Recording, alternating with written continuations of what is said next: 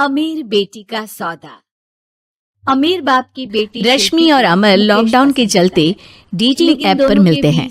उसी बीच उनकी बॉन्डिंग बहुत अच्छी बन जाती है और दोनों एक दूसरे से प्यार करने लगते हैं। क्या हमेशा ये लोगों की सलाखों के लॉकडाउन खत्म होते ही चट मंडी पट शादी।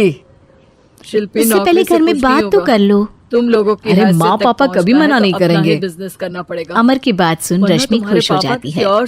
ऐसे ही दिन बीतते हैं और देखते ही देखते लॉकडाउन खुल जाता है। मैं तो तुमसे जिसके अगले ही दिन अमर अपने परिवार के साथ रिश्ता लेकर रश्मि के घर पहुंच जाता है। बेचारी को समझाता अभी लॉकडाउन खुला ही है और कोरोना तो खत्म भी नहीं हुआ, इसलिए ज्यादा कुछ ना करके अगले कुछ दिनों में छोटे फंक्शन के साथ शादी कर लेते हैं।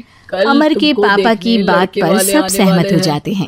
कुछ दिन बाद दोनों की शादी हो जाती है और रश्मि अपने ससुराल पहुंच जाती है।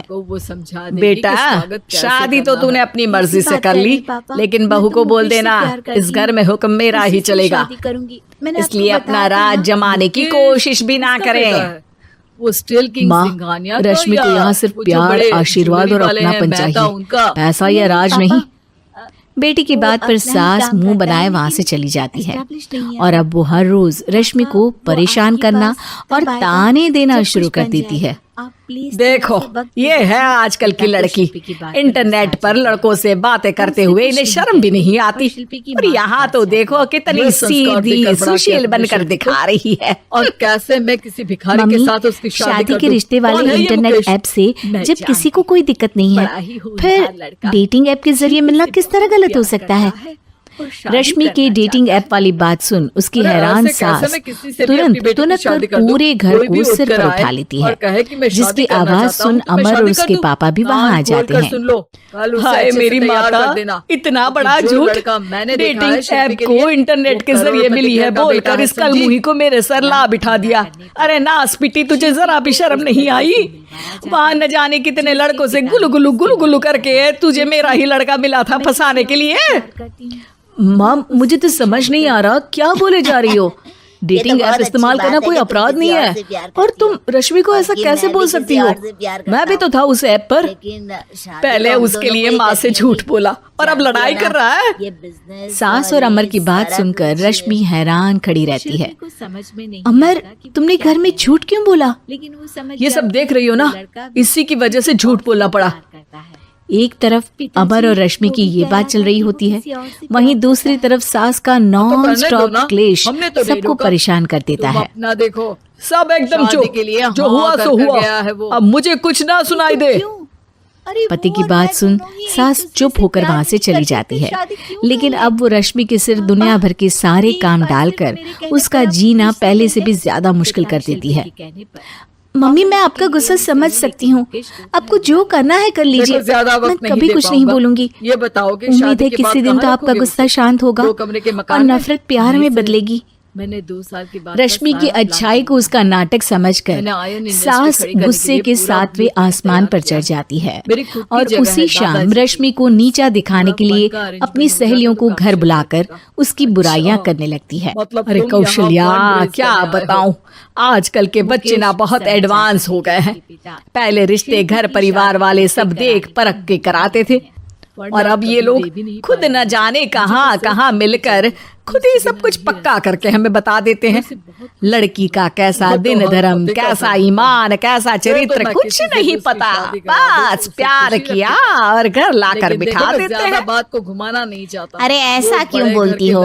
आजकल बच्चे अपने आप में बहुत समझदार हो गए हैं और फिर पूरी जिंदगी तो उन दोनों को ही साथ निभानी है।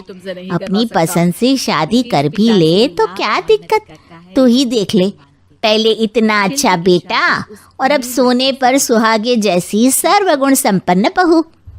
और पता है, अभी कुछ दिन पहले मेरी बेटी ने मुझे डेटिंग ऐप के बारे में बताया, जहाँ लड़का लड़की अपनी पसंद से अपने आप एक दूसरे को चुन लेते हैं और फिर अगर सब सही रहता है तो बात आगे भी बढ़ जाती है। अरे इसमें इतना खुश होकर क्या बता रही हो? ये तो गलत है। न जाने कौन क्या है, कितना झूठ कितना सच है। अरे पर सोचो, जब तुम किसी के बताए रिश्ते को देखने जाते हो तो क्या एक ही बार देखने से सच झूठ का पता लगा सकती हो? जरूरी नहीं कि बच्चों का लिया फैसला हमेशा गलत हो। अरे बहुत बार हमसे भी तो गलत फैसले होते हैं ना। अच्छे बुरे लोग तो हर जगह मिल सकते हैं, फिर इसमें सिर्फ बच्चे ही गलत कैसे? सहेलियों की बात सुन सास सोच में पड़ जाती है और इसी तरह कुछ दिन बीत जाते हैं जिसमें ना तो वो रश्मि को परेशान करती है और ना ही कोई ताना सुनाती है, जिसे देख रश्मि परेशान हो जाती है। मम्मी आपकी तबीयत तो ठीक है ना? कुछ दिनों से देख रही हूँ आप मुझे कुछ बोलती ही नहीं। तो मेरा परेशान करना ज्यादा अच्छा लगता है क्या? नहीं, आपकी शांति उससे ज्यादा परेशान कर रही है। मैं जा रही हूँ। शांति इसलिए है क्योंकि मुझे एहसास हो गया है कि गलत तुम लोग नहीं, मेरी सोच है। प्यार तो एक सुंदर एहसास और शादी खूबसूरत साथ है।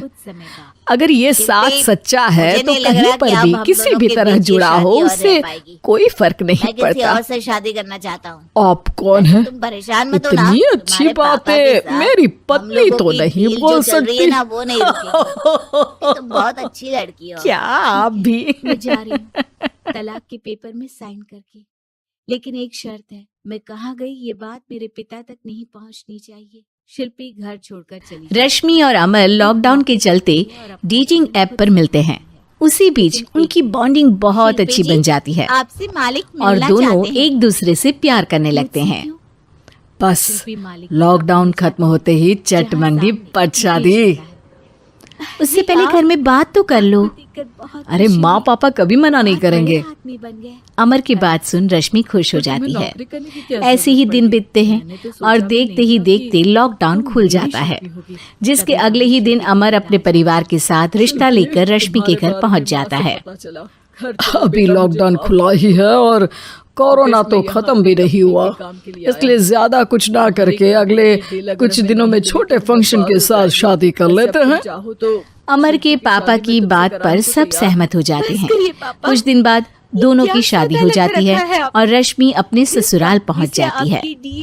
बेटा शादी तो तूने अपनी मर्जी से कर ली, लेकिन बहू को बोल देना इस घर में हुक्म मेरा ही चलेगा, इसलिए अपना राज जमाने की कोशिश भी ना करें। ये सब कुछ तुम्हारे लिए। माँ रश्मि को यहाँ सिर्फ प्यार, आशीर्वाद और अपनापन चाहिए, पैसा या राज नहीं। बेटी की बात पर सास मुंह बनाए वहां से चली जाती है और अब वो हर रोज रश्मि को परेशान करना और ताने देना शुरू कर देती है। देखो ये है आजकल की लड़की, इंटरनेट पर लड़कों से बातें करते हुए इन्हें शर्म भी नहीं आती, और यहाँ तो देखो कितनी सीधी सुशील बनकर दिखा रही है।